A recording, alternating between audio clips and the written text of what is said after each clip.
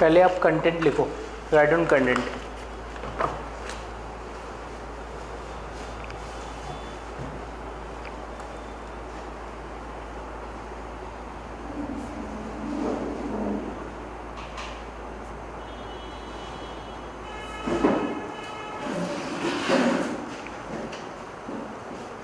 Right down topic number 1,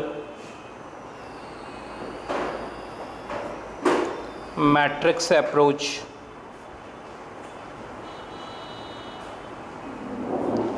to linear regression।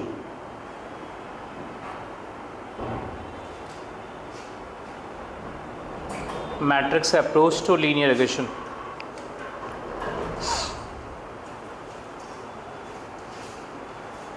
Topic number 2, इसके अंदर 2 parts हैं आपके। देखिए, first one functional forms,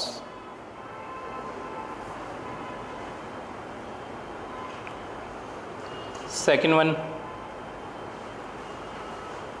dummy variables.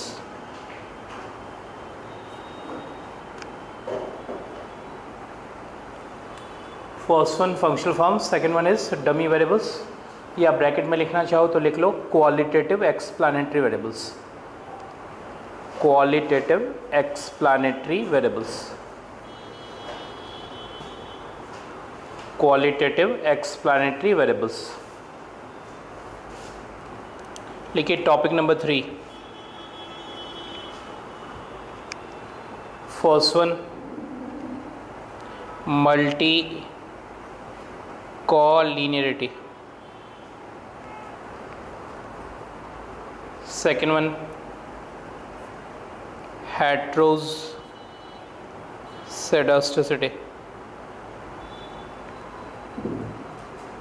Third one auto correlation. ये आपके टॉपिक नंबर 3 में। लिखिए fourth one specification errors,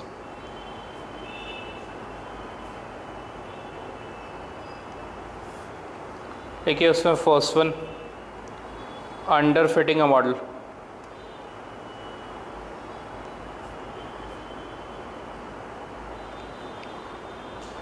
second one over fitting a model,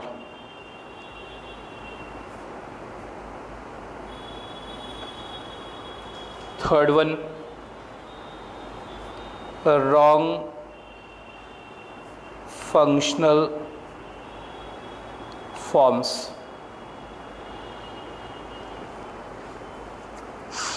fourth one errors in measurement, errors in measurement. लिख लिया आपने? कितने टॉपिक्स हुए आपके? 1 2 3 4। लिखिए fifth one dynamic econometric model. ठीक है, लेकिन next panel data model, panel data model. Next इसमें आप 2 पार्ट कर लो तो ज़्यादा अच्छा रहेगा। फर्स्ट वन इंस्ट्रूमेंटल वेरिएबल और सेकेंड वन जो आपका न्यू एडिशन है साइमल्टेनियस, इस बार ऐड नहीं हुआ है, पिछले बार ऐड हुआ है, साइमल्टेनियस इक्वेशन मॉडल।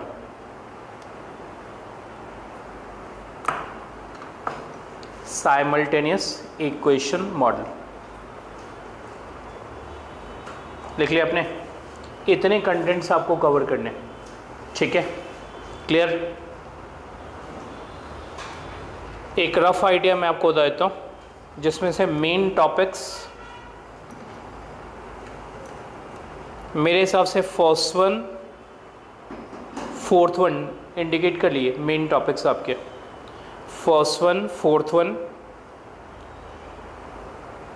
फोर्थ ना, fifth, six, seventh,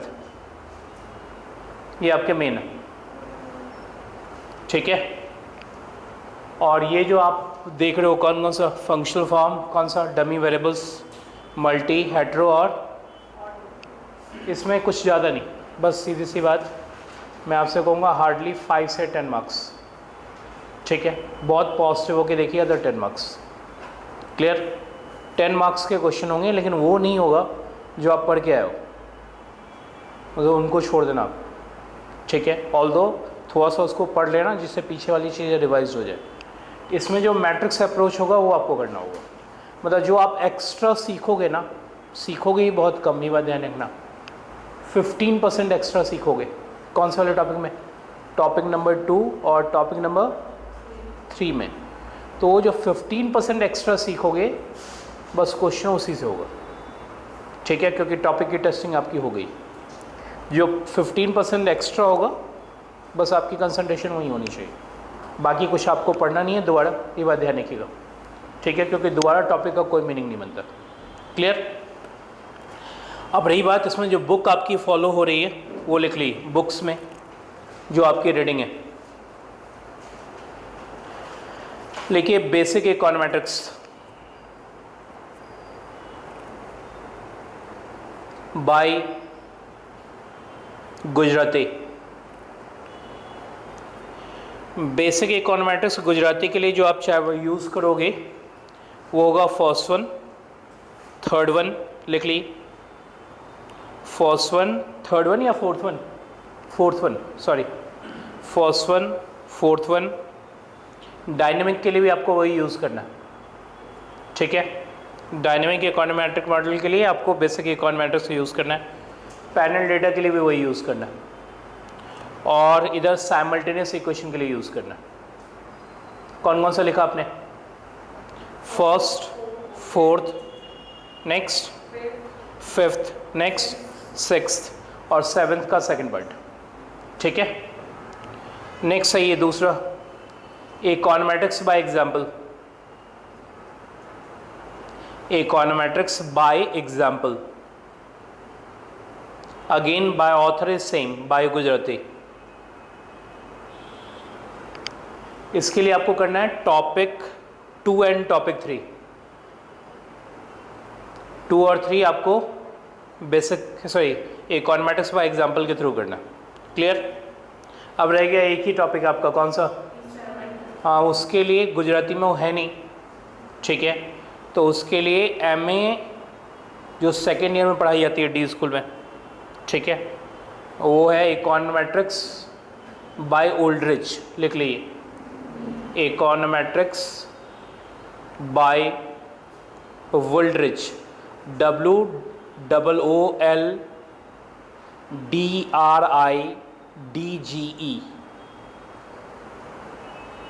clear. Econometrics by क्या लिखा आपने, वोल्ड्रिच। बुक बहुत स्टैंडर्ड है, ये यानी कि बुक 2 ही स्टैंडर्ड है इकोनॉमेट्रिक्स के अंदर, एक बेसिक इकोनॉमेट्रिक्स बाय गुजराती और दूसरा है ओल्ड्रिच, ठीक है। लेकिन ओल्ड्रिच की प्रेजेंटेशन थोड़ी डिफरेंट है, आपको दिक्कत करेगी वो, क्लियर। लेकिन आपको पढ़ना ही बहुत कम है, 3-4 पेजेस हार्डली पढ़ने, ठीक है। एक रफ आइडिया मैं आपको बता देता हूँ कि क्लासेस की क्या पोजीशन होगी, वो आपके नॉलेज में होना चाहिए। बैच फर्स्ट टॉपिक है ना, इसमें आप अप्रॉक्स मानो 5 क्लासेस, अप्रॉक्स में आपको लिखवा रहा हूँ, ये बात ध्यान रखिएगा, थोड़ा आगे पीछे हो सकता है। Functional form 1 class is sufficient, dummy 1 is sufficient, multi, hetero, auto,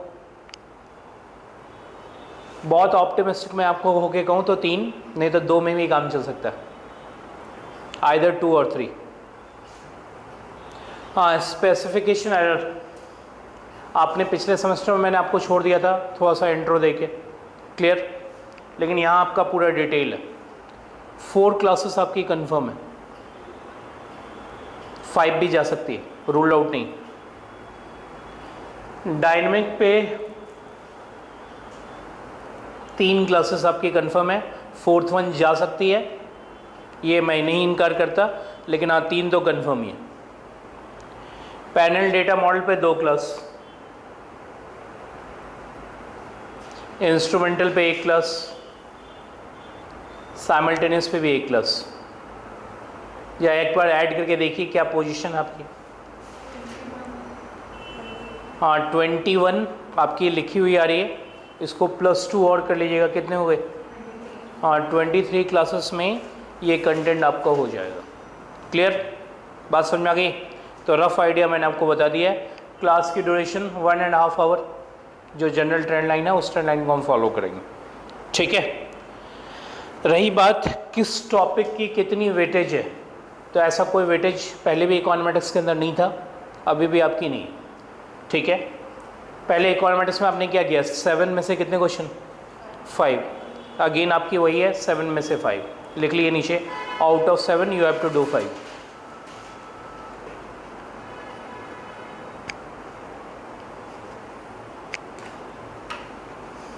first question आपकी कंपलसरी हो भी सकती है और नहीं भी हो सकती है, ये बात ध्यान रखिएगा।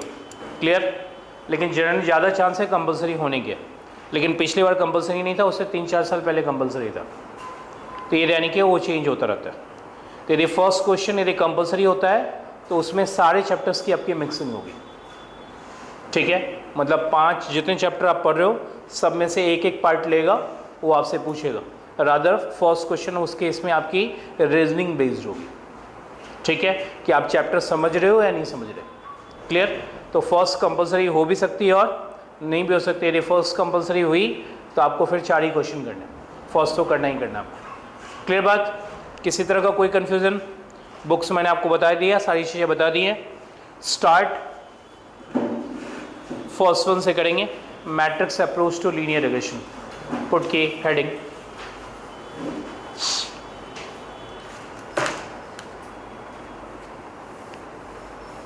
Matrix approach to linear regression.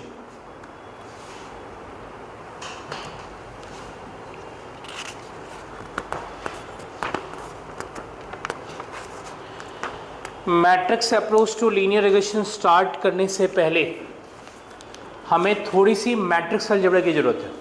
Although matrixes आप पढ़े हो, लेकिन माइनर से कुछ पॉइंट्स की ज़रूरत है जो कभी कभी हमें एक matrix approach to linear regression में ज़रूरत पड़ेगी।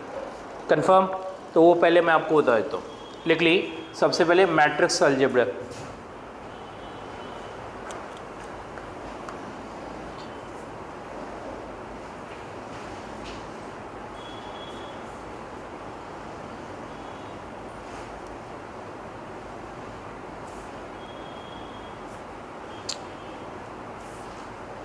राइट ऑन फर्स्ट पॉइंट लिखिए, और row vector post multiplied by post multiplied by column vector post multiplied by column vector is a scalar. और row vector post multiplied by क्या लिखा आपने, column vector is a scalar. लिखिए for example, लिखिए u is equal to u1 u2 un। मुझे एक बार बताइए, column vector है रो वेक्टर है? Column vector. आपको मालूम है ना, वेक्टर को हमेशा रिप्रेजेंट किससे किया जाता है, रो से कॉलम से। वेक्टर को किससे रिप्रेजेंट करते हैं, रो से कॉलम से। हाँ 95% ऑथर कॉलम से एंड 5% ऑथर रो से। Standard practice is this one. ठीक है, कि वेक्टर जब भी मिले तो हम प्रेजेंटेशन हमेशा कॉलम से करते हैं, रो से नहीं करते। क्लियर बात? 95% ऑथर इसी को फॉलो करते हैं, ऑल्दो 5% ऑथर रो को भी फॉलो करते हैं, लेकिन स्टैंडर्ड प्रैक्टिस जो है उसी स्टैंडर्ड प्रैक्टिस के ऊपर हम चलेंगे। ठीक है, तो ये आपकी क्या है, कॉलम वेक्टर कंफर्म। इसका रो वेक्टर क्या होगा, ठीक है, देयरफॉर यू ट्रांसपोज ये आपका हो जाएगा u1 u2 un। यहाँ तो कोई प्रॉब्लम, ये आपकी हुई रो वेक्टर और ये क्या हुई, कॉलम वेक्टर। मैंने आपको स्टेटमेंट क्या लिखवाया, और row vector post multiplied by column vector. लेकिन u ट्रांसपोज क्या है, रो वेक्टर इनटू u, ये क्या है, column vector. So are row vector post multiplied by column vector. u transpose पहले लिख ली, u1 u2 un, और यहाँ पे लिखिए u1 u2 un। किस साइज की मैट्रिक्स है फर्स्ट वन, किस साइज की मैट्रिक्स है फर्स्ट वन, हाँ 1 क्रॉस n। और ये किस साइज की है, क्या आएगी अल्टीमेट रिजल्ट, 1 क्रॉस 1। लेकिन दिस इज इक्वल टू, आपको मालूम है फर्स्ट रो मल्टीप्लाइड बाय क्या होगा, फर्स्ट कॉलम, तो क्या आ जाएगा u1 स्क्वायर प्लस बताओ u2 स्क्वायर, कहाँ तक, ये आपकी मैट्रिक्स की साइज 1 इंटू 1 होगी। आप इसे लिख सकते हो u1 square u2 square plus un square. Is it a scalar, जल्दी बताइए, is it a scalar, confirm ना। लेकिन पॉइंट नंबर 2, ये आपका एक पॉइंट हुआ जिसको आपको ध्यान रखना है। लिखिए पॉइंट नंबर 2, लिखिए अ column vector post multiplied bye, a column vector post multiplied by row vector, post multiplied by a row vector is a matrix, is a matrix। लिखा आपने, क्या लिखा आपने, a column vector post multiplied by क्या, row vector is a matrix। लिखिए for example, लेके u into you transpose, u क्या है, कॉलम वेक्टर, u ट्रांसपोज क्या है, रो वेक्टर। लेके write down u1 u2 un, किस साइज की मैट्रिक्स है, n cross 1।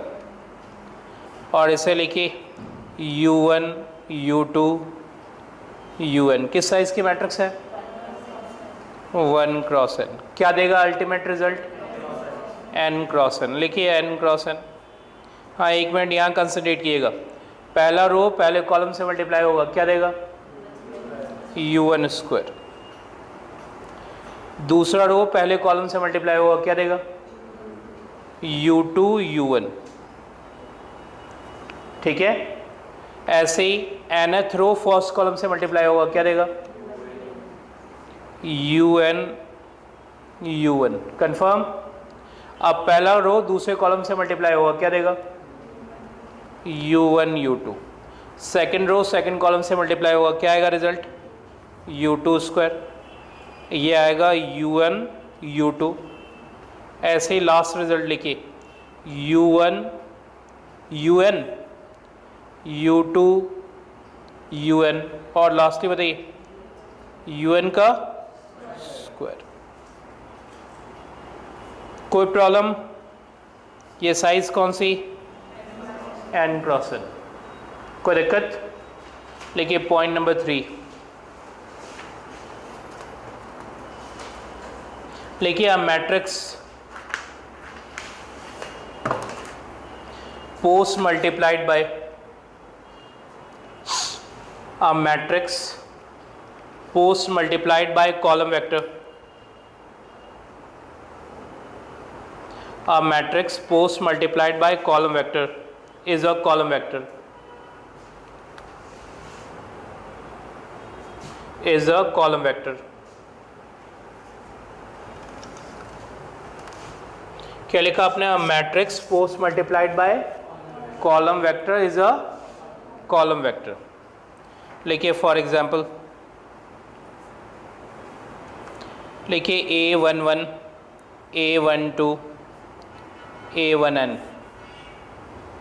A21, A22, A2n, AN1, AN2, ANN. किस साइज की मैट्रिक्स है ये आपकी? इसको मल्टीप्लाई कर the column vectors B1, B2, Bn. किस साइज की मैट्रिक्स है ये? n cross 1. अल्टीमेट रिजल्ट बताइए. यहाँ लिख दिए C1, C2, Cn. इससे ज़्यादा लिखने की ज़रूरत नहीं आपको.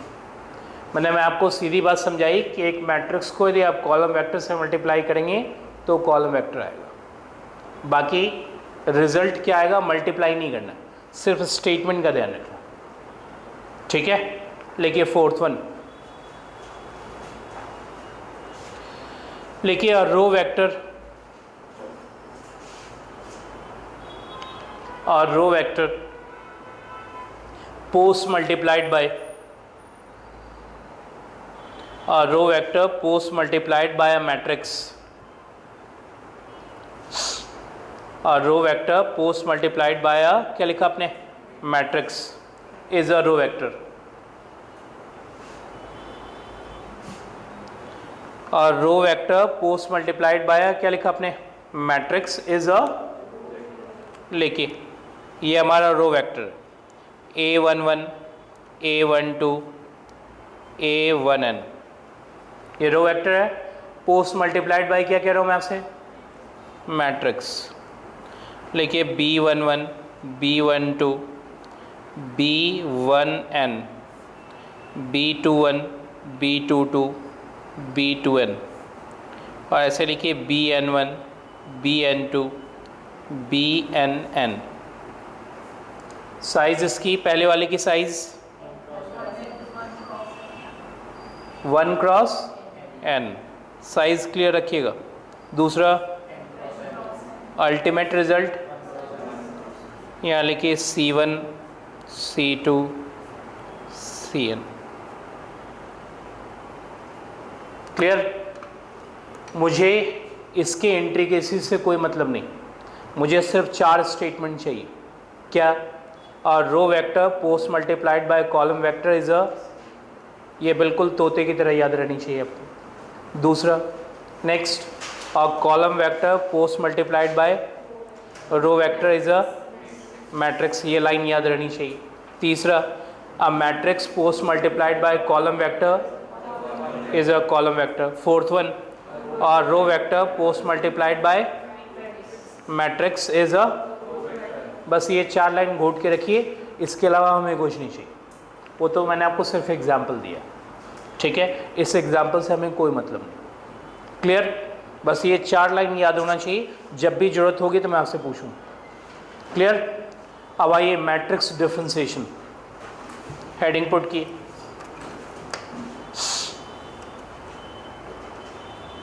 लिखिए मैट्रिक्स डिफरेंशिएशन.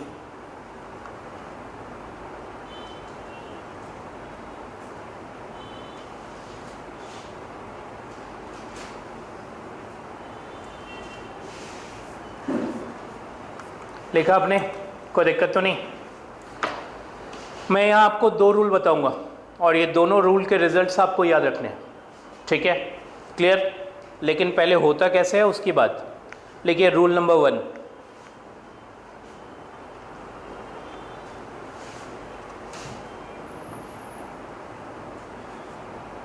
लिखिए let A is equal to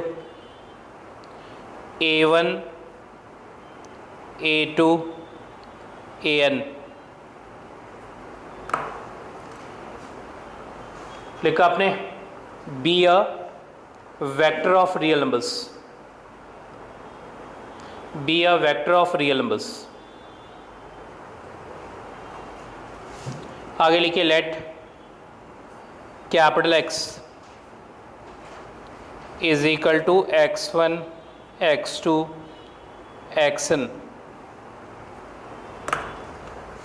be a vector of variables.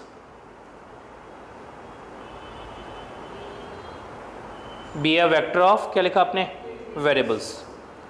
आगे लिखिए कंसिडर x ट्रांसपोज a. बताइए x ट्रांसपोज क्या होगा, रो वेक्टर. भाई x क्या है, कॉलम वेक्टर, तो x ट्रांसपोज क्या होगा, तो रो वेक्टर. और a क्या है, कॉलम वेक्टर. तो मुझे बताइए row vector post multiplied by a column vector is a, फटाफट लिखिए इसे, x1 x2 xn और यहाँ लिखिए a1 a2 क्या an. कोई दिक्कत तो नहीं यहाँ तक, क्लियर है. एक बार साइज चेक कर लीजिएगा. पहला वाला क्या साइज, 1 क्रॉस एंड दूसरा, तो क्या आएगा अल्टीमेटली, लिख लीजिए a1 x1 plus a2 x2 plus an xn. यहाँ तक कोई प्रॉब्लम, ये बात सबको क्लियर. ये आपकी रिजल्ट है.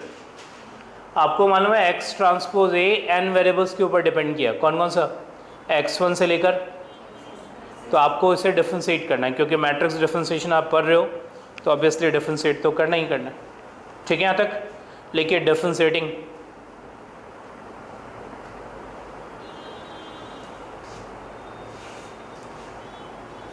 Differentiating with respect to x1 x2 dot dot xn. मुझे बताइए डिफरेंशिएशन ऑर्डिनरी या पार्शियल, लिखिए del x transpose a del x1 क्या देगा, जो एक्सप्रेशन है आपका a1 x1 plus a2 x2 plus an xn, उसको x1 के रिस्पेक्ट में डिफरेंशिएट किए, क्या देगा, लिख ली. Next del x transpose a del x2 क्या देगा, a2. और ऐसे ही del x transpose a del xn क्या देगा, an. किसी को कोई प्रॉब्लम, इतनी बातें क्लियर. लेकिन in matrix form it can be expressed as, लेकिन matrix form it can be expressed as del x transpose a del x1 से स्टार्ट किएगा, del x transpose a del xn तक जाना है आपको. इसको मैट्रिक्स में लिखिए और इसको भी मैट्रिक्स में लिखिए. a1 a2 कहाँ तक, an तक. यहाँ तो कोई प्रॉब्लम, मैट्रिक्स फॉर्म में ही आपका लिखा जाएगा. इसको कॉम्पैक्ट करो. इसके लिए सिंबल लिखो del x transpose a del x. भाई पूरा का पूरा को हमने ये सिंबल दिया. इस कैपिटल X के अंदर कौन कौन है, x1 x2 xn. तो मुझे बताइए इसकी जगह क्या लिखेंगे,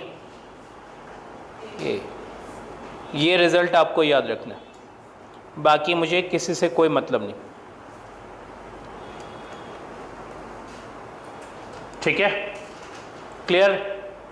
del x transpose a del x is equal to a. एक रिमार्क डालना चाहें तो डाल लीजिए, ऑल्दो कोई ज़्यादा यूज़ नहीं होगा. लेकिन del x transpose a del x is equal to del a transpose x del x is equal to a. a transpose करेंगे तो क्या आएगा, row vector column vector, row. और कैपिटल X क्या है, फिर से आपका वही स्केलर आ जाएगा. कंफर्म. लेकिन आपको ये याद रखना है, इसी पे आप ध्यान रखिए. नीचे वाला मैंने ऐसे ही आपके इन्फॉर्मेशन के लिए लिख दिया.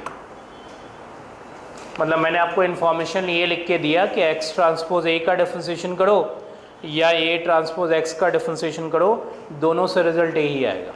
लेकिन काम का आपका ही है, इस रिजल्ट को आपको याद रखना. ये वही रूल नंबर कौन सी, 1. अब आइए rule number 2.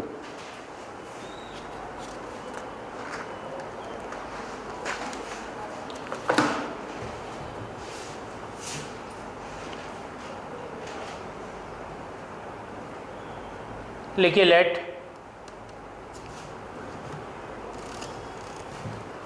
Capital A is equal to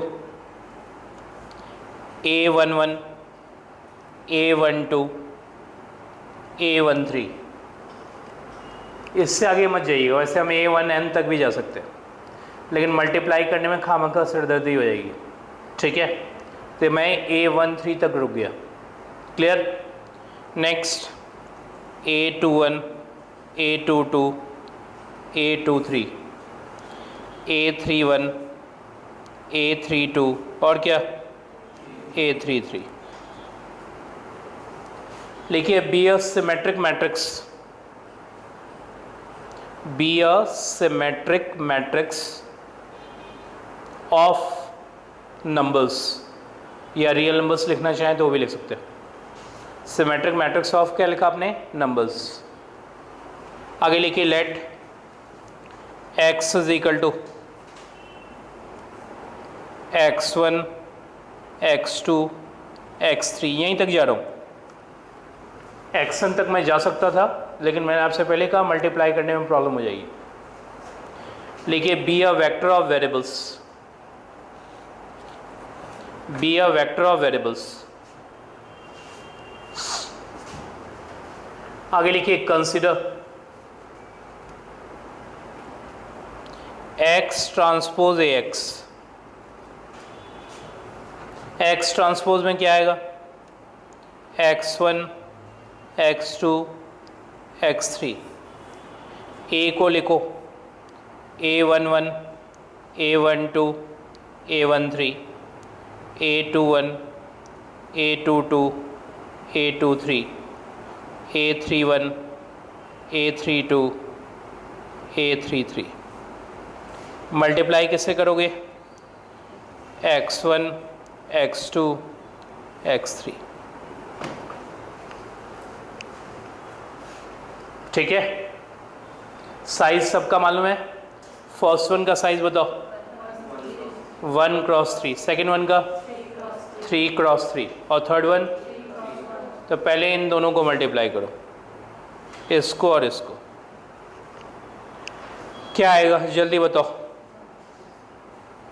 पहला रो पहले कॉलम से मल्टीप्लाई होगा,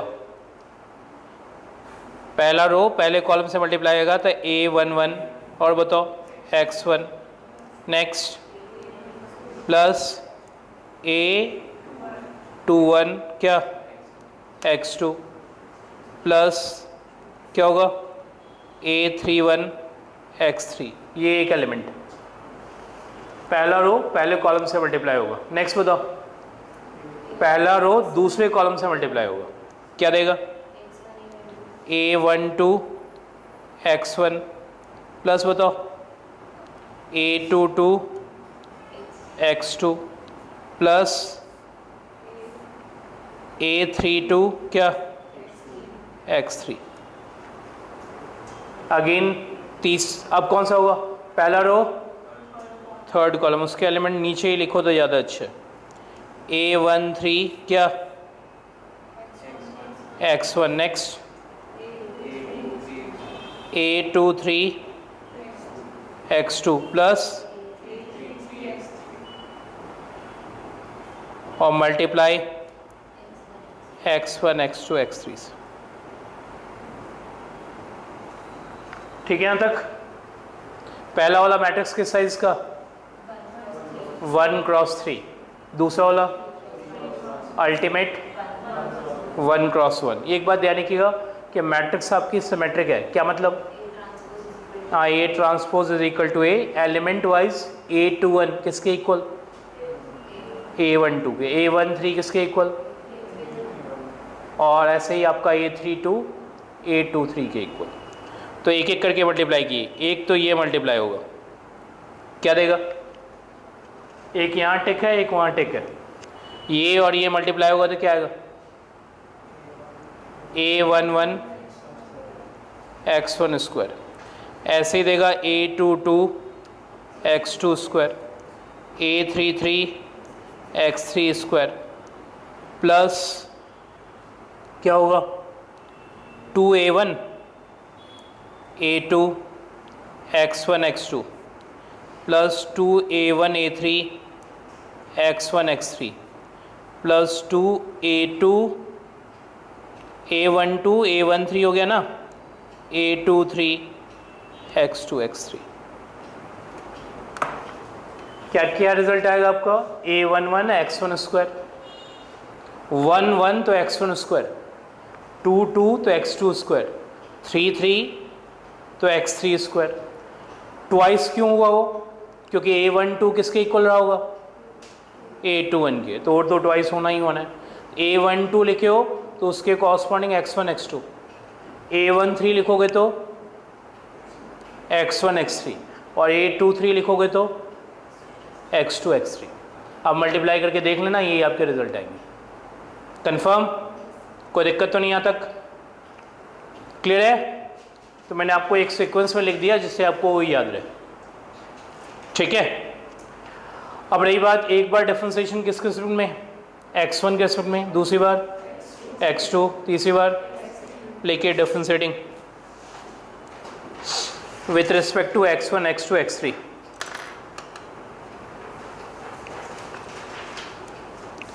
लेके del x transpose ax del x1 क्या देगा result? 2a11 x1 next plus क्या 2a12 x2 plus 2a13 x3। पहला वाला clear? Next del x transpose ax del x2 क्या देगा? 2a22 x2 next 2a12 x1 next 2a23 और क्या? इसकी सीक्वेंसिंग सही करना होगा आपको। सबसे पहले x1 लिखना होगा, उसके बाद x2, उसके बाद x3, जब हम प्रॉपर में लिखेंगे तो। अभी तो मैंने आपको बता दिया। सेम पैटर्न पे लिखिए, del x transpose ax del x3 क्या देगा result? 2a33 x3 next 2a13 x1 next 2x2। Clear यहाँ तक? कोई प्रॉब्लम? लेकिन matrix form it can be expressed as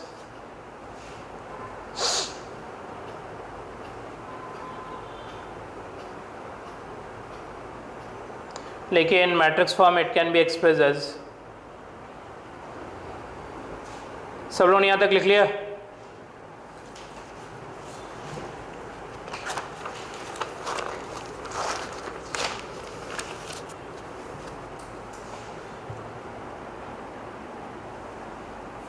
लिखिए del x transpose ax del x1 del x transpose ax del x2 del x transpose ax del x3 is equal to, पहले में 2 common क्या रहेगा? a11 x1 a12 x2 a13 x3।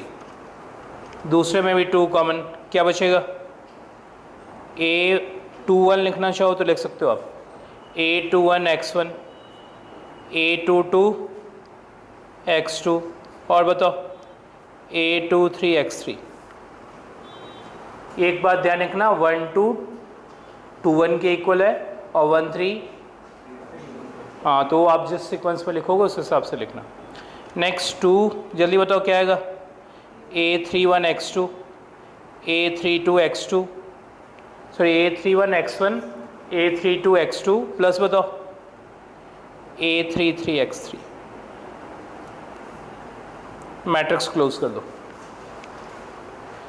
इससे indicate करो del x transpose ax by del x। पूरे में से 2 common ले लेना, और इसे दो पार्ट में सेपरेट कर देना, A11, A12, A13, A21, A22, A23, A31, A32, A33, और यहाँ लिख देना X1, X2, X3। ये आपका मैट्रिक्स A है, ये आपका मैट्रिक्स X है।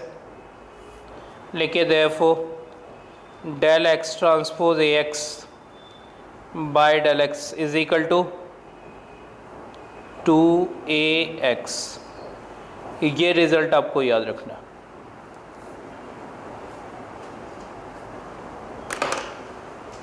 ठीक है, हमें रिजल्ट से मतलब है, बाकी डेरिवेशन से कोई मतलब नहीं। क्लियर? डेरिवेशन, इसके डेरिवेशन से हमें कोई मतलब नहीं।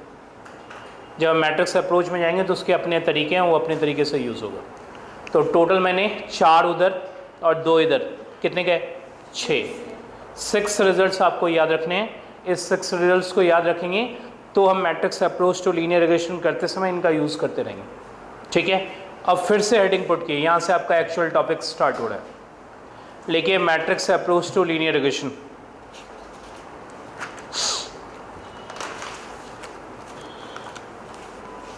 Matrix approach to linear regression.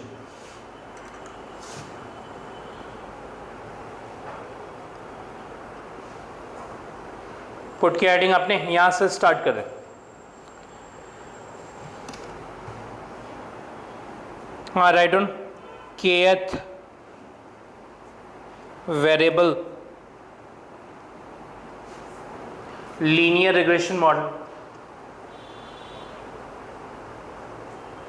kth variable linear regression model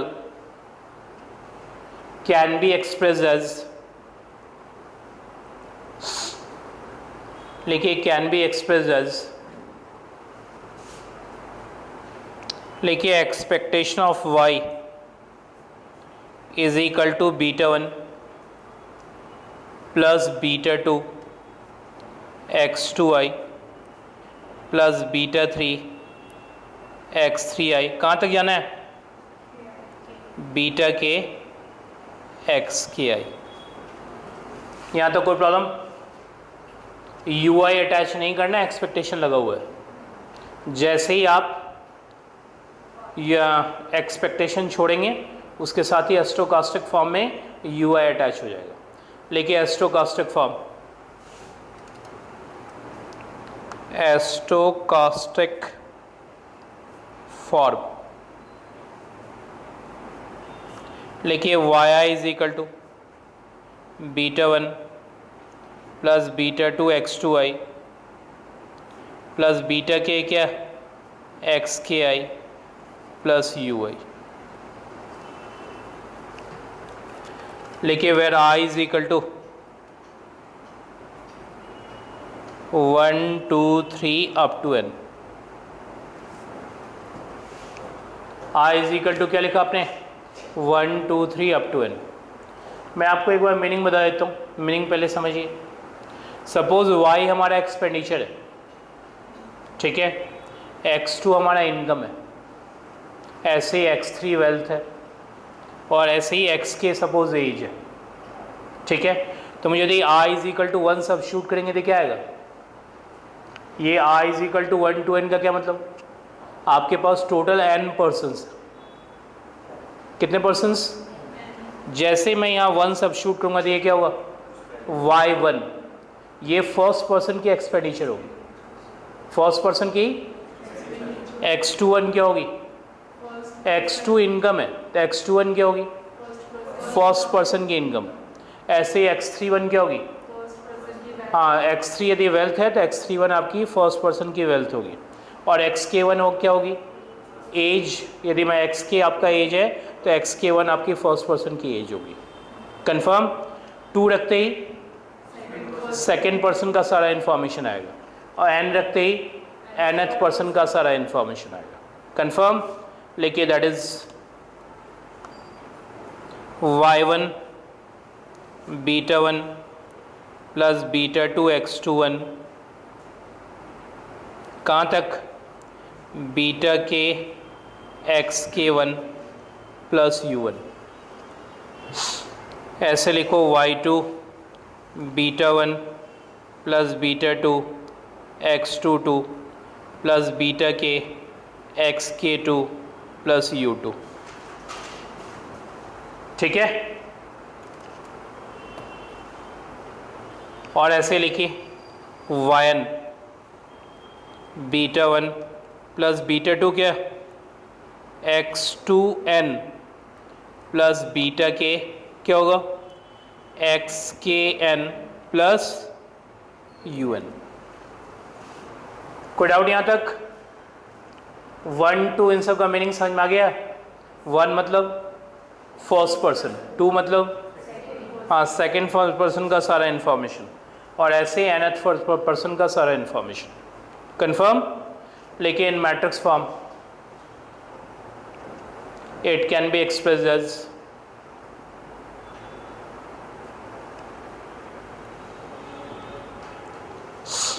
in matrix form it can be expressed as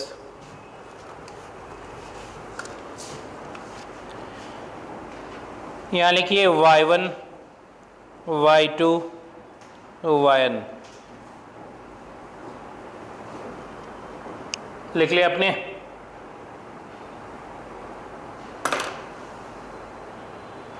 सब लोगों ने लिख लिया? पहले एक बताइए, यहाँ पैरामीटर कौन है? बीटा वन बीटा टू और बीटा के, beta one beta two beta के। इधर इधर कंसंट्रेशन आपकी 1 मिनट के लिए होनी चाहिए। मुझे देखिए पहले क्वेश्चन में बीटा वन का ऑप्शन क्या है, 1, बीटा टू का ऑप्शन और बीटा के का ऑप्शन। ऐसे ही यहाँ 1, यहाँ बताइए, और यहाँ, और यही बात आपको लास्ट लाइन में भी रिपीट करनी। कंफर्म? एक बार फिर से मुझे बताइएगा, बीटा वन का ऑप्शन क्या था, 1, बीटा टू का x21, और ऐसे ही बीटा के का xk1। दूसरे क्वेश्चन बताइए, 1 x22 क्या, xk2। लास्ट बताइए 1, आगे बताइए x2n और क्या, xkn। किस साइज की मैट्रिक्स है ये भाई? यहाँ 1 से लेकर n तक है, तो n तो कंफर्म है इसका। और ये कितना है, k, तो n क्रॉस k। ये बात हमेशा ध्यान रखिएगा। और ये यहाँ आएगा बीटा वन बीटा टू, कहाँ तक, बीटा के तक। किस साइज की मैट्रिक्स है ये, k क्रॉस 1। एक बार बताओ n क्रॉस k और k क्रॉस 1 क्या देगा, n क्रॉस 1। अब लिखो u1 u2 कहाँ तक, un तक। किस साइज की मैट्रिक्स, n क्रॉस 1। कोई डाउट यहाँ तक? सबको ये बात क्लियर? किसी भी तरह का कोई कंफ्यूजन? ये हमारा मैट्रिक्स y है, ये हमारा मैट्रिक्स x है, ये हमारा मैट्रिक्स बीटा है, और ये हमारा u है। लिखो that is y is equal to क्या, x beta plus u।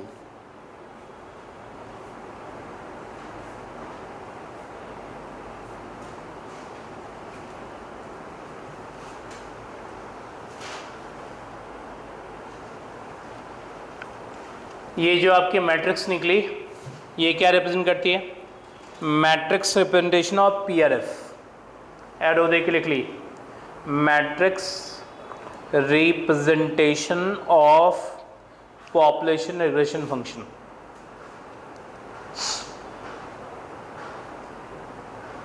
Matrix representation of क्या, पॉपुलेशन रिग्रेशन फंक्शन। क्लियर बात? तो ये हमारी PRF की मैट्रिक्स रिप्रेजेंटेशन हुई। ऐसे ही क्या होगी, SRF की भी मैट्रिक्स रिप्रेजेंटेशन होगी। तो लिखिए SRF।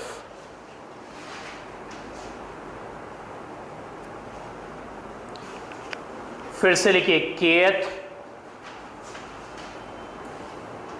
Variable sample regression function, kth variable sample regression function can be expressed as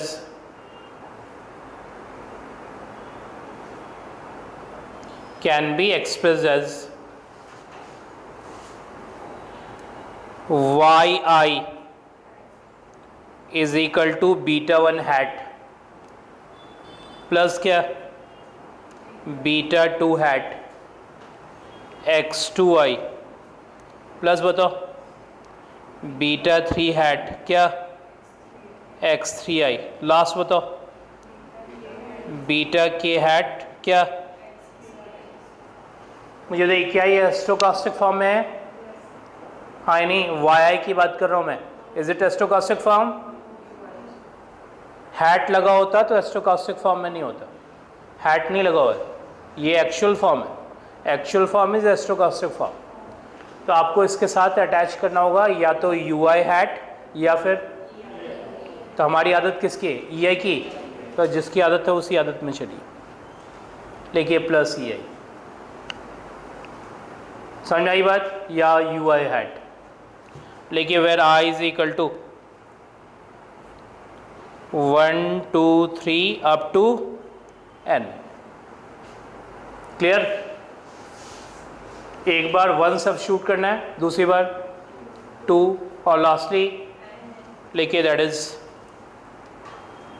y1 beta 1 hat beta 2 hat x21 beta 3 hat x31 beta k hat xk1 plus e1, ऐसे लिखिए y2 beta 1 hat beta 2 hat x22 beta 3 hat x32 beta k hat xk2 plus क्या e2, और lastly बताओ yn क्या होगा beta 1 hat beta 2 hat क्या beta 3 hat, जल्दी बताओ x3n beta k hat xkn plus क्या en।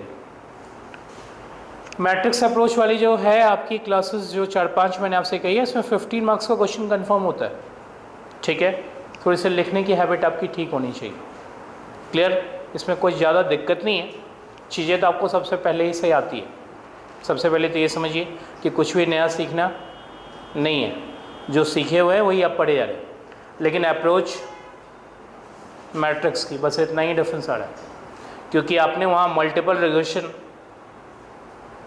पढ़ा था लेकिन कोई डेरिवेशन नहीं की थी, OLS छोड़कर। मल्टीपल रिग्रेशन पढ़ा था ना आपने, OLS छोड़कर कोई भी डेरिवेशन नहीं किया था, क्योंकि आपकी वहाँ सिर्फ 3 वेरिएबल तक थी। 3 वेरिएबल का मतलब एक डिपेंडेंट और 2 एक्सप्लेनेटरी, कंफर्म, उसी पे OLS थी। और यहाँ OLS या जो भी चीज़ें हैं सब डिराइव करनी है, और सब में वेरिएबल्स ठीक ठाक होंगे, मतलब के मतलब सब कुछ, क्लियर। बस इतना ही फ़र्क आएगा, बाकी कोई फ़र्क नहीं आएगा, सब कुछ होगा सेम, लेकिन वेरिएबल्स की आप कोई काउंटिंग नहीं है, वेरिएबल्स कितने भी हो सकते हैं, ठीक है। और नॉलेज वाइज कुछ एक्स्ट्रा नहीं, नॉलेज वाइज तो उतनी ही होगी जो बातें आपने पहले पढ़ी, लेकिन अप्रोच मैट्रिक्स की होगी, कंफर्म। सारी बातें समझ में आ गई। लिखिए इन मैट्रिक्स फॉर्म,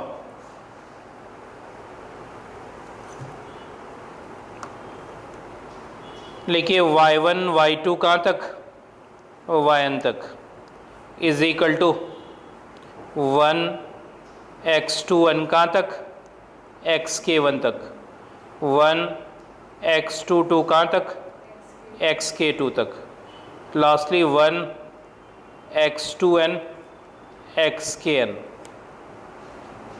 यहाँ आप लिखेंगे बीटा 1 हैट बीटा 2 हैट कहाँ तक, बीटा k हैट तक, और यहाँ E1 E2 लास्टली कहाँ तक, En तक। ये यानी कि ये K है, यहाँ ऐसा नहीं कि लिखते लिखते आप N तक लिख दें, इसलिए साइज हमेशा लिखना है। इस मैट्रिक्स की साइज क्या है आपकी, N क्रॉस K, और इस मैट्रिक्स की साइज क्या है, वो हमेशा लिखिए साइड में, जब तक आपकी हैबिट नहीं डेवलप होती। N cross K into K cross 1 क्या देगा, N क्रॉस 1, और ये तो आपकी N क्रॉस 1 है, और ये भी आपकी N क्रॉस 1 है। क्लियर बात। इसको नेम दिए Y, इसका नेम X, ये आपका बीटा हैट, और ये आपका E। कंफर्म लिखिए, therefore Y is equal to क्या होगा, X beta hat plus E।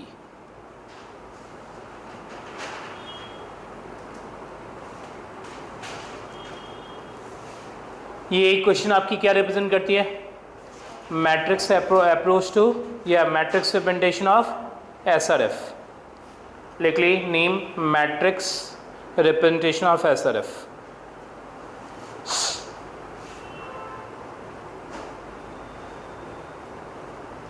कोई प्रॉब्लम यहाँ तक, यहाँ से E निकाल लीजिए, क्या होगा E, Y minus X beta hat. इसको इक्वेशन 2 लेके रखिएगा, ठीक है।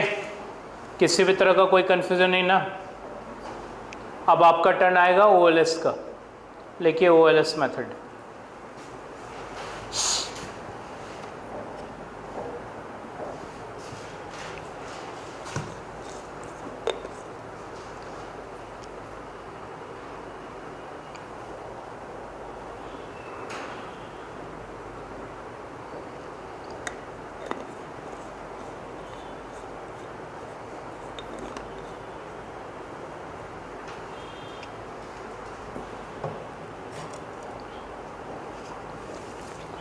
एक बार बताओ, OLS मेथड में हम मिनिमाइज किसको करते थे,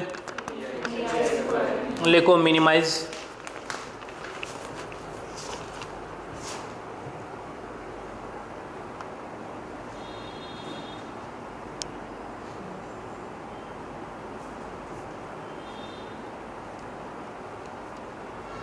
समेशन क्या, EI स्क्वायर का क्या मतलब, E1 square plus E2 square plus क्या, EN स्क्वायर। पक्का ना, E1 square plus E2 square plus, आगे लिखो मिनिमाइज,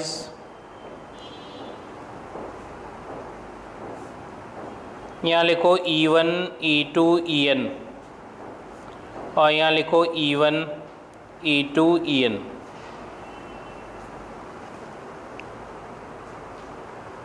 मुझे देखिए फर्स्ट मैट्रिक्स किस साइज की,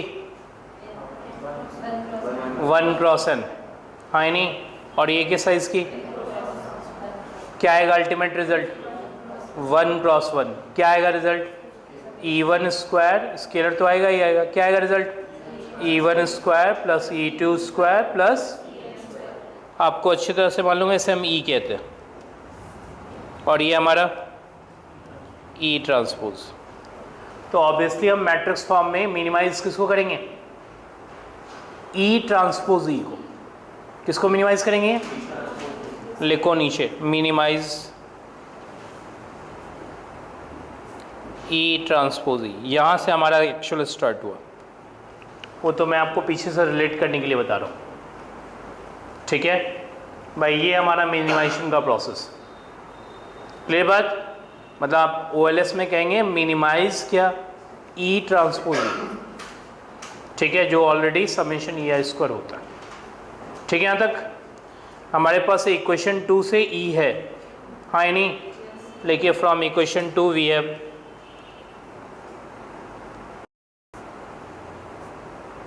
क्या है, इक्वेशन 2 से E is equal to Y minus X beta hat. ये हमारे इक्वेशन 2 से अब लिखो कंसिडर ई ट्रांसपोज ई, लिखो कंसिडर ई ट्रांसपोज ई, ये हो जाएगा y minus x beta hat whole का transpose, y minus x beta hat. यहाँ तक कोई प्रॉब्लम? पक्का? मुझे a माइनस बी का ट्रांसपोज क्या होता है? a ट्रांसपोज माइनस, लिखो this is equal to y transpose minus x beta hat transpose, y minus x beta hat. एक बात और बताओ, ए बी का ट्रांसपोज क्या होता है? बी ट्रांसपोज और ए ट्रांसपोज, तो ये क्या होगा? वाई ट्रांसपोज, इसका बताओ ट्रांसपोज, बीटा हैट ट्रांसपोज, और बताओ एक्स ट्रांसपोज, और यहाँ y minus x beta hat. पक्का? मल्टीप्लाई करो, क्या आएगा? वाई ट्रांसपोज वाई, ठीक है, minus y transpose x beta hat minus beta hat transpose x transpose y plus beta hat transpose x transpose x beta hat. आ गया result? ये हमारा क्या हुआ? E transpose e. यहाँ तो कोई प्रॉब्लम? ये बात सबको क्लियर? एक मिनट यहाँ कंसंट्रेशन आपकी, जो बातें मैं आपसे पूछूंगा उसका जवाब आपको देना है। आपको याद है y क्या था? कॉलम वेक्टर या row vector? Column vector. Beta hat क्या था? Column vector. और x तो आपकी मैट्रिक्स थी। जो बातें मैं आपसे पूछूं कंफर्म किए रहे। y ट्रांसपोज रो वेक्टर और column vector? Row vector post multiplied by a matrix will be a row vector. मतलब यहाँ तक row vector post multiplied by a matrix is, और रो वेक्टर, इन दोनों का रिजल्ट रो वेक्टर है। यहाँ फोकस होनी चाहिए आपकी, इन दोनों का रिजल्ट क्या है? रो वेक्टर है। Row vector post multiplied by column vector is a scalar. तो यहाँ इंडिकेट किए कि हमारा स्केलर। एग्जामिनेशन में कोई इंडिकेट नहीं करना, ठीक है? मैं आपको बता रहा हूँ कि ये स्केलर, ठीक है? यहाँ तक सेम बात यहाँ कंसंट्रेशन बीटा हैट ट्रांसपोज, जल्दी बताइए, row vector, beta hat transpose और रो वेक्टर कंफर्म, और एक्स ट्रांसपोज मैट्रिक्स, फिर से बताइए, row vector multiplied by matrix और रो वेक्टर, और वाई क्या है? तो मुझे बताइए, row vector multiplied by column vector is a scalar, ठीक है? ये दो बात कंफर्म? किसी को कोई प्रॉब्लम? हाँ एक मिनट, यहाँ कंसंट्रेशन वंस अगेन। कंसंट्रेशन जब भी कहें यहाँ तो फिर यहीं होना चाहिए, कहीं और नहीं, ठीक है? ये नहीं मैं पहले लिख लेता हूँ उसको देखूँगा, फिर तब तक मैं तुम्हें बात कह चुका हूँ, ठीक है? इधर कंसंट्रेशन फिर से। मुझे तो ये स्केलर का ट्रांसपोज क्या होता है? स्केलर। इतनी बात तो क्लियर ना, ठीक है? तो मुझे बताइए इसका ट्रांसपोज क्या होगा? पहले बताइए a इंटू बी इंटू सी का ट्रांसपोज क्या होता है? रादर से ए बी सी का ट्रांसपोज क्या होता है? C transpose. आगे बताइए बी ट्रांसपोज। आगे तो मुझे बताइए यदि मैं इसका ट्रांसपोज करूं तो सबसे पहले क्या होगा? Beta hat transpose. यहाँ आपकी फोकस होनी चाहिए, यहाँ ट्रांसपोज करना है, देखना ही है। सबसे पहले बीटा हैट ट्रांसपोज होगा, यहाँ लिखा हुआ है उसके बाद क्या होगा, एक्स ट्रांसपोज यहाँ लिखा हुआ है, और एक आएगा वाई ट्रांसपोज का ट्रांसपोज, क्या होगा, क्या यहाँ लिखा हुआ है। तो मुझे बताइए आर दे इक्वल, जल्दी बताइए हाँ ही नहीं, पक्का, क्यों इक्वल है, क्योंकि पहले तो दोनों स्केलर और दोनों एक दूसरे का क्या है, तो आपको मालूम है ट्रांसपोज होने से स्केलर चेंज नहीं होता, ठीक है। तो क्या मैं इन दोनों को ऐड कर सकता हूँ, पक्का ना। तो लिखिए next line, therefore E transpose E is equal to Y transpose Y minus 2 beta hat transpose X transpose Y plus beta hat transpose X transpose X beta hat. Add कर दिया, साइड में रीजन दे दिए, लिखिए लिखिए Y transpose X beta hat whole का transpose क्या आता है, beta hat transpose X transpose और Y। ज़्यादा रीजन देने की ज़रूरत नहीं है, इतना काफ़ी है। इतना यदि आप सही ढंग से लिख लेंगे तो लोग समझेंगे पढ़े लिखे आप हैं, ठीक है, कोई दिक्कत तो नहीं। सारा आ गया रिजल्ट यहाँ तक। आपको मालूम है कि OLS मेथड में हम डिफरेंशिएशन करते हैं मिनिमाइजेशन के लिए, किसके रिस्पेक्ट में, हाँ डिफरेंशिएशन करते हैं B1 B2 B3। यहाँ कौन है उसकी जगह, beta 1 hat, beta 2 hat, beta 3 hat और क्या, हाँ इनका सब का रिप्रेजेंटेशन कौन करता है, बीटा हैट। कौन रिप्रेजेंटेटिव है, तो लिखिए differentiating with respect to beta hat।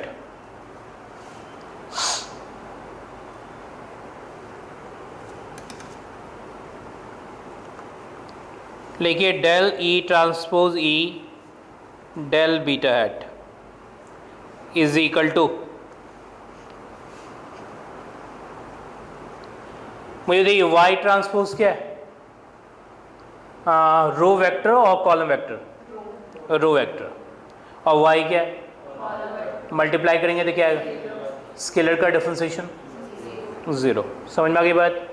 यहाँ इंडिकेट करना चाहें तो एक बार फिर से स्केलर इंडिकेट कर दीजिए, लिखिए 0, लिखिए माइनस डिफरेंशिएशन क्या आएगा, ये मैं भी रुक के आपसे बात करूँगा, ठीक है। मैंने आपको 2 रूल्स पढ़ाए, दोनों रूल को एक बार चेक किए पीछे से, जल्दी चेक की।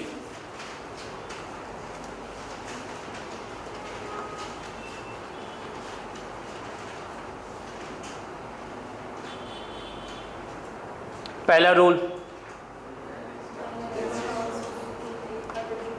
डेल X ट्रांसपोज A, आगे बताओ, del X is equal to A। ये मुझे यहाँ अप्लाई करना है, ठीक है, इधर कंसंट्रेशन आपकी होनी चाहिए। मुझे इसको बीटा हैट के रिस्पेक्ट में डिफरेंशिएट करना है, पक्का। तो इस रूल को मैं अप्लाई करूँगा, तो क्या आएगा, डेल बीटा हैट ट्रांसपोज और बताओ X ट्रांसपोज और क्या Y upon del beta hat. ये है 2 तो आप छोड़ ही दीजिए, 2 आगे हम लिख लेंगे। मुझे बताइए यहाँ X है तो यहाँ X ट्रांसपोज है, तो मुझे बताइए यहाँ बीटा हैट तो यहाँ क्या है, बीटा हैट ट्रांसपोज, और यहाँ A लिखा हुआ है, तो बेसिकली A आपका ये हुआ, ये टर्म। समझ में आई बात, ये हमारा A है और ये क्या हुआ, बीटा हैट ट्रांसपोज, और ये क्या हुआ, बीटा हैट। क्या देगा रिजल्ट, X ट्रांसपोज Y। अभी रुक के लिखेंगे आप। पहला रिजल्ट क्लियर, इसका मतलब यहाँ आएगा -2 टाइम्स क्या, X ट्रांसपोज Y। अभी रुक के कॉपी कीजिएगा, कोई जल्दीबाजी नहीं, मैं आपको टाइम दूंगा लिखने के लिए। दूसरे रूल बुक में आइए, फिर से बताइए differentiation. Del X transpose A X with respect to X क्या देता है? 2x। मुझे इससे डिफरेंशिएट करना है, ये पता है ना आपको, किसके रिस्पेक्ट में? बीटा हैट के रिस्पेक्ट में। तो क्या होगा? डेल बीटा हैट ट्रांसपोज, आगे बताओ, एक्स ट्रांसपोज एक्स, और बताओ बीटा हैट अपॉन बताओ डेल बीटा हैट। फिर से देखो, एक्स ट्रांसपोज की जगह बीटा हैट ट्रांसपोज लिखा हुआ है, ए की जगह क्या लिखा हुआ है? एक्स ट्रांसपोज एक्स लिखा हुआ है, एक्स की जगह क्या लिखा हुआ है? बीटा हैट लिखा हुआ है, और नीचे जो एक्स है उसकी जगह तो बीटा हैट लिखा ही हुआ है। क्या आएगा रिजल्ट? 2 ए की जगह क्या लिखूं? एक्स ट्रांसपोज एक्स, और क्या? Beta hat. पक्का? तो मैं यहाँ क्या रिजल्ट लिख के दूँ आपको? +2, जल्दी बताइए, एक्स ट्रांसपोज क्या? X into beta hat. इसको कॉपी कर ली, जैसे मैंने आपको दिया है लिख के, ऐसे ही कॉपी कीजिएगा। ये रिजल्ट डॉटेड करके बीच में लिख लीजिए, और एग्जामिनेशन में लिखना नहीं, ठीक है? आपको कोई डिफरेंशिएशन दिखाने की ज़रूरत नहीं है, आपको सीधा मालूम होना चाहिए कि क्या है, ठीक है? लेकिन मैंने आपको प्रॉपरली यहाँ लिख के दे दिया है, आपको जब भी ज़रूरत पड़े तो ऊपर देख लीजिए।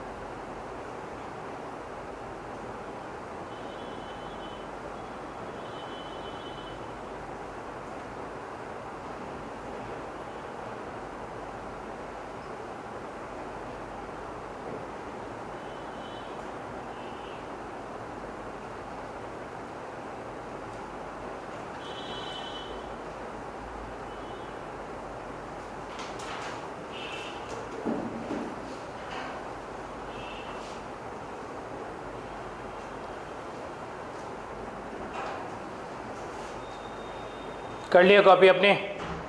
सब लोगों ने कॉपी कर लिया? आप डिफरेंशिएट करने के बाद क्या करते हो? 0 बाय मैक्सिमम के लिए डिफरेंशिएट करने के बाद क्या करोगे? तो लिखो put first order derivative is equal to 0।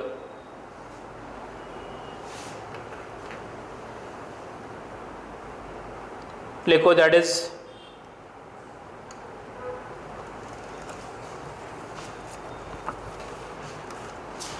Del E transpose E del beta hat ना इज इक्वल टू 0। लिखो दिस इम्प्लाइज, क्या रिजल्ट था हमारा? -2 X transpose Y is equal to, sorry, plus 2 X transpose x beta hat is equal to 0। कोई problem यहाँ तक? लिखो this implies 2 X transpose Y is equal to x transpose x 2 times x transpose x beta hat. 2 और 2 cancel out कर लो, तो क्या आ जाएगा? X transpose x into beta hat is equal to x transpose y. ये आपकी equation number 3 आ गई।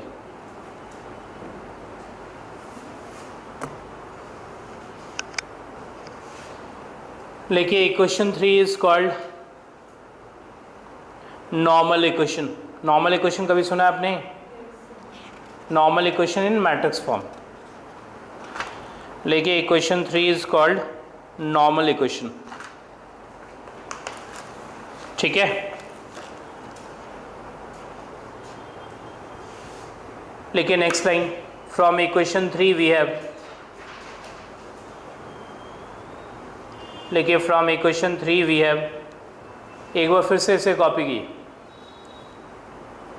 लेकिन from equation 3 we have X transpose beta hat is equal to x transpose Y. किया कॉपी आपने? अब जो बातें मैं आपसे पूछूंगा वो क्लियरली मुझे बताइएगा। इधर कंसंट्रेशन आपकी, थोड़ी देर के लिए इसे सपोज कि ये हमारा ए है, कैपिटल ए, ये हमारा एक्स है, तो क्या हो गया ए एक्स, और ये हमारा बी है। कभी सुना है आपने a x is equal to b then x is equal to, then x is equal to a inverse b, पक्का ना? ठीक है, लिखिए दिस इम्प्लाइज, ठीक है, beta hat is equal to, जल्दी से बताइए क्या होगा, ए इनवर्स, ए इनवर्स का मतलब एक्स ट्रांसपोज एक्स इनवर्स, और क्या, एक्स ट्रांसपोज वाई। ठीक है, ये हमारा बीटा हैट आ गया। बीटा हैट का क्या मतलब, beta 1 hat, beta 2 hat, beta 3 hat, और क्या, बीटा के हैट। क्लियर? ये आपके एस्टिमेटर्स हैं। ठीक है, क्लियर? ये किसके एस्टिमेटर्स हैं? बीटा के। लेकिन where beta hat is an estimator of beta. आपको याद है क्या निकालते थे हम OLS से? B1, B2, B3, इन सब की वैल्यू नोट ही आपको दे देगा। ठीक है, इन्वर्स निकालने आता है ना? नहीं भी निकालेंगे तो एलिमेंट्री रो ऑपरेशन से हम कर लेंगे। क्लियर? OLS आपको ओवर हो गया, कहीं कोई प्रॉब्लम नहीं, ये बात आप समझ लिए पहले। अब आइए थोड़ा सा मैं आपको इसको थोड़ा सा एलोबरेट करके और बताऊं। क्लियर? OLS डिराइव हो गया यानी कि ये आपको याद रखना है। लेकिन नॉर्मल इक्वेशन, फिर से हेडिंग पुट की, लेकिन normal equations for 2 variables, normal equations for 2 variables, लिखा आपने? यानी कि 2 वेरिएबल्स से तो क्वेश्चन नहीं आएगा आपको, ये बात क्लियर रखिएगा। जब भी क्वेश्चन होगा वो क्या होगा, 3, 4 से भी ज़्यादा नहीं आना चाहिए। ठीक है, क्योंकि उसके बाद जो है कैलकुलेटर का ज़रूरत से ज़्यादा यूज़ होगा। तो आप मान के चलिएगा 2 वेरिएबल आएगा नहीं तो 3 या 4 पे होगा क्वेश्चन। लेकिन फिलहाल तो नॉलेज पॉइंट ऑफ व्यू से चलिए कि हम कैसे चल रहे हैं इसमें। लिखिए SRF,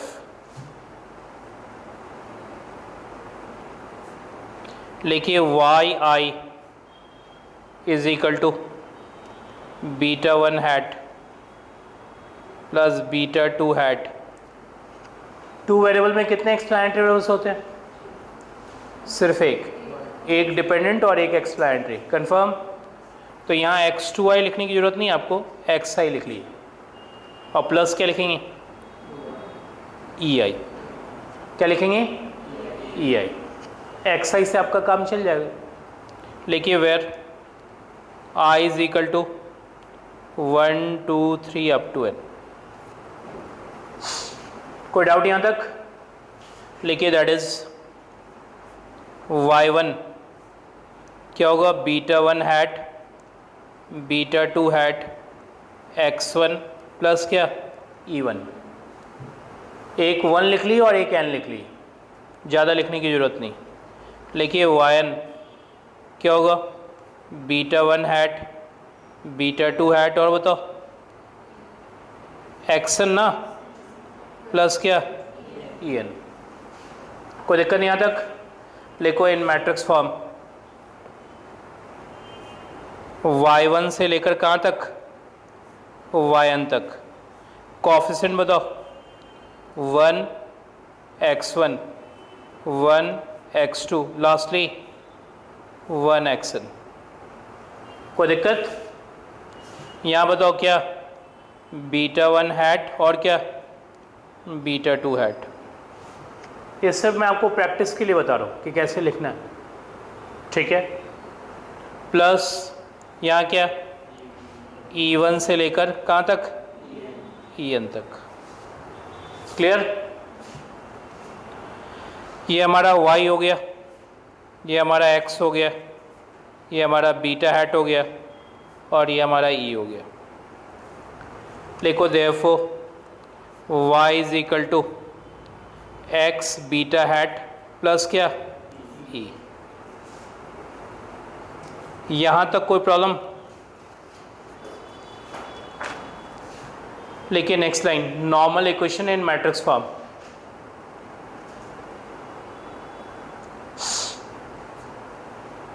लेकिन we have normal equations in matrix form. क्या है नॉर्मल इक्वेशन हमारा? अभी मैंने आपको लिखवाया है, जल्दी देखिए। लेकिन we have normal equation in matrix form, that is x transpose y is equal to x transpose x into beta hat. Confirm? हमें दो इंफॉर्मेशन निकालना होगा, एक x ट्रांसपोज y, दूसरा x ट्रांसपोज x, और ला के यहाँ सब शूट कर देना होगा। कंफर्म? इतनी बातें समझ में आई? तो लिखिए कंसिडर x ट्रांसपोज y। ये हमारा x है, यहाँ देखिए इसका ट्रांसपोज कर लिए, क्या आएगा 1 1 1। नेक्स्ट x1 से लेकर xn तक। y बताओ, y1 से लेकर yn तक। मैट्रिक्स का साइज चेक कर लेना। पहला वाला मैट्रिक्स किस साइज की? 2 इंटू n। दूसरा वाला तो क्या आएगा रिजल्ट? 2 इंटू 1। कंफर्म ना? एक बार फिर से बताओ साइज पहले वाले की 2 इंटू n, नेक्स्ट वाले की, ठीक है। तो आपकी साइज फाइनली 2 इंटू 1। मुझे देखिए पहला रो पहला कॉलम से मल्टीप्लाई होगा, क्या देगा y1 y2 yn, सबका एडिशन, सीधा लिखिए समेशन y है। दूसरा रो दूसरे कॉलम से मल्टीप्लाई, क्या देगा समेशन xi y है। साइज यहाँ लिख दीजिएगा 2 इंटू 1। x ट्रांसपोज y समझ में आ गया? किसी को कोई प्रॉब्लम? अब लिखिए x, एक मिनट कॉपी कर ली, कोई दिक्कत नहीं।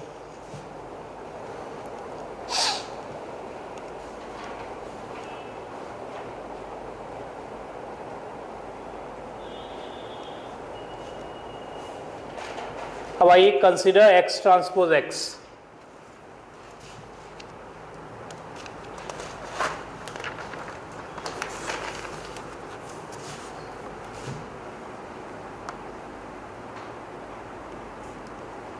फिर से लिखिए 1 1 1।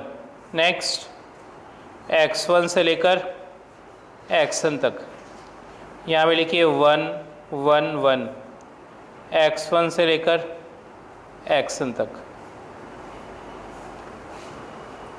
पहले मैट्रिक्स की साइज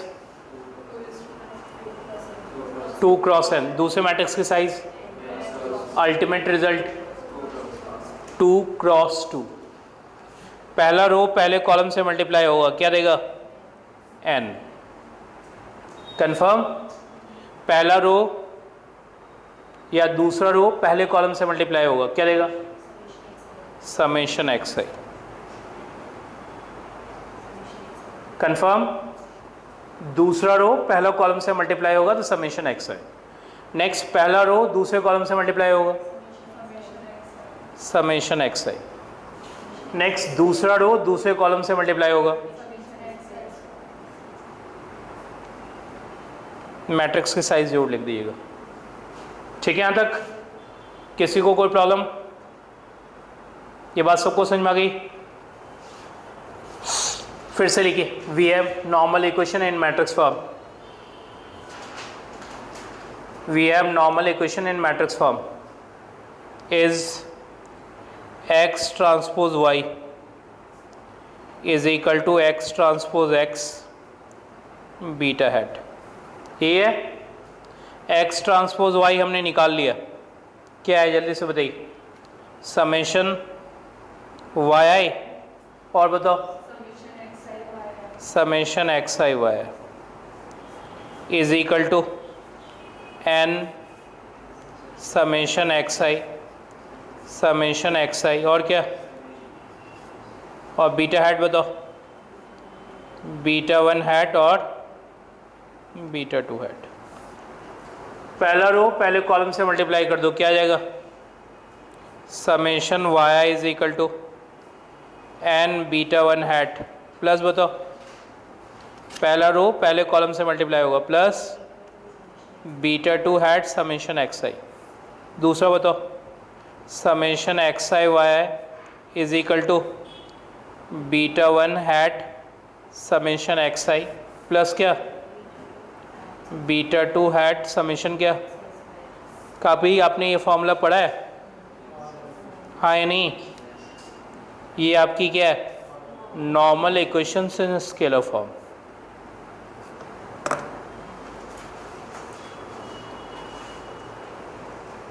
लिखिए normal equations in scalar form.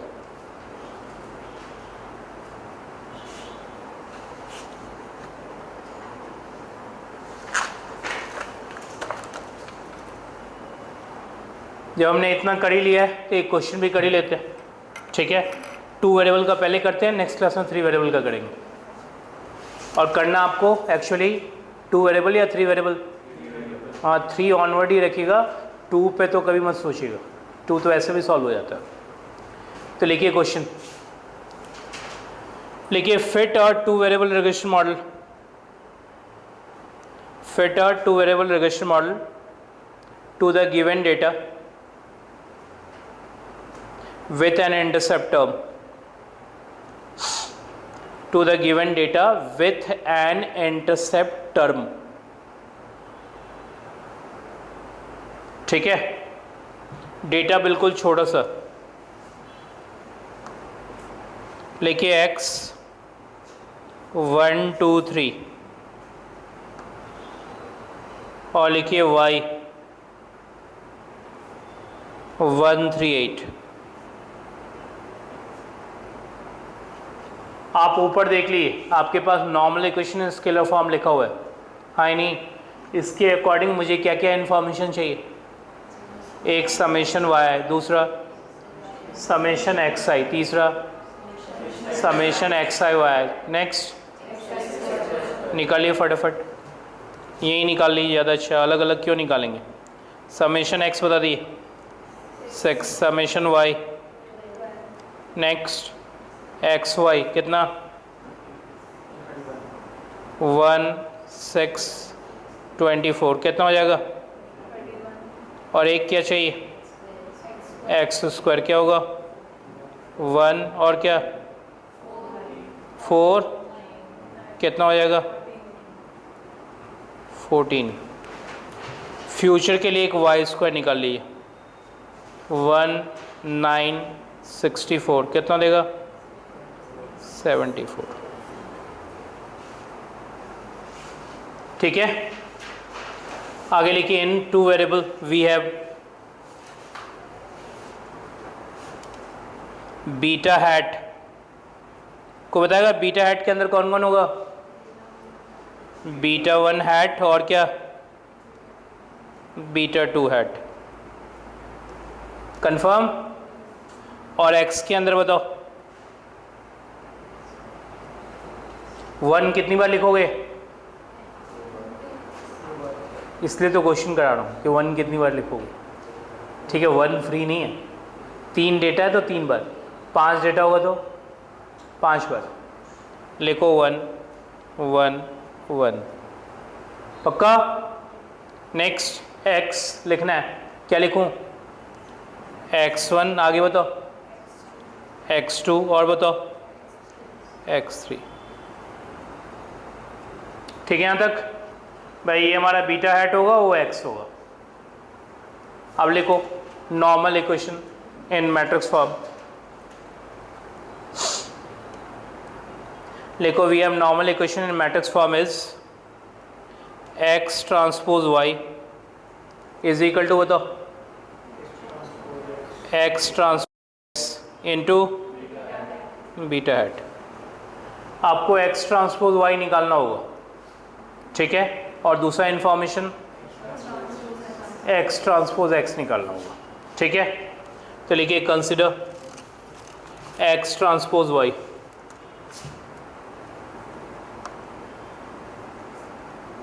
क्या आएगा ये 1 कितनी बार 3 बार, और यहाँ x1 x2 और क्या x3, y बताओ y1 y2 y3 मल्टीप्लाई करोगे तो क्या आएगा समेशन yi, और दूसरा बताओ समेशन xi yi, ठीक है। समेशन yi की वैल्यू बता दो कितना 12, दूसरा 31। कंफर्म यहाँ तक। लिखो नेक्स्ट एक्स ट्रांसपोज एक्स, ये हो गया 1 1 1 x1 x2 x3, फिर से लिखो 1 1 1 x1 x2 x3। क्या रिजल्ट देगा 1 3 बार मल्टीप्लाई करोगे कितना होगा 3। नेक्स्ट समेशन xi, नेक्स्ट बताओ समेशन xi, नेक्स्ट बताओ समेशन xi स्क्वायर। पक्का वैल्यू एक एक करके रखो 3 और बताओ 6 6 और क्या 40, ठीक है यहाँ तक। फिर से लिखो normal equation in matrix form, लिखो x transpose Y is equal to x transpose x into beta hat.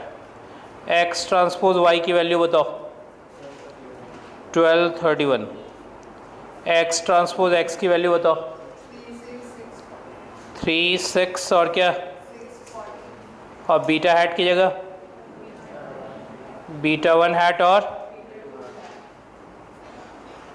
अब यहाँ के बाद आपके सॉल्व करने के दो मेथड हैं, या तो आप इन्वर्स में चले जाओ या फिर आप एलिमेंट्री ट्रांसफॉर्मेशन में आ जाओ, एलिमेंट्री रो ऑपरेशन रादर से, ठीक है क्लियर। तो आप दोनों अप्रोच में से किसी अप्रोच को फॉलो कर सकते हो। तो हमारे लिए ईजियर अप्रोच कौन सा एलिमेंट्री रो ऑपरेशन। तो ये हमारा लीडर के नीचे ज़ीरो कर देना। क्या ऑपरेशन लगाएंगे R2 में operation R2 minus twice R1, लिखो 3 6 नेक्स्ट 0 3 2 ज़ा 6 6 2 ज़ा 12, तो ये कितना हो जाएगा 2, बीटा 1 हैट और क्या beta 2 hat is equal to ये आपका 12, और ये बताओ 12 2 ज़ा, तो ये आपका क्या हो जाएगा 6 या 7 7। इसके अलावा कोई ऑपरेशन आपका चल नहीं सकता है, पक्का। तो इक्वेशन लिखो, क्या आएगा पहला इक्वेशन 3 बीटा 1 हैट प्लस क्या 6 beta 2 hat is equal to 12, दूसरा 2 beta 2 hat is equal to 7, beta 2 hat की वैल्यू 7/2, और बीटा 1 हैट की वैल्यू निकालो -3, पक्का। लिखो therefore sample regression function yi hat लगाते ही क्या करोगे ei ड्रॉप, ठीक है, बीटा 1 हैट प्लस क्या beta 2 hat xi, that is yi hat is equal to -3 + 7/2 क्या, ये मैंने आपको 2 वेरिएबल करके दिखा दिया। यानी कि किसी भी हालत में मैट्रिक्स अप्रोच छोड़कर कोई और अप्रोच आपने किया तो अंडे आएंगे आपके, ठीक है। अप्रोच में कहीं भी हमें मैट्रिक्स नहीं छोड़नी, क्योंकि पढ़ ही आप वही रहे हो, आप इसे सिंपल तरीके से भी कर देते, ठीक है, लेकिन आपका उसमें कहीं भी मैट्रिक्स अप्रोच नहीं लिखा तो ऑब्वियसली मार्क्स भी नहीं होगा। ऑल्दो 2 वेरिएबल तो मैंने आपको पहले ही कहा नहीं आएगा, लेकिन करेंगे तो ऐसे ही आप क्वेश्चन, चाहे 2 वेरिएबल कीजिए या 3 वेरिएबल कीजिए या k वेरिएबल कीजिए, करना तो यही है जो मैंने आपको समझाया। पक्का? आज के लिए यहीं तक। नेक्स्ट क्लास फ्राइडे अभी तक तो सोच रहा हूँ, यदि कुछ चेंजेस होगा तो मैं आपको बताऊँगा, ठीक है।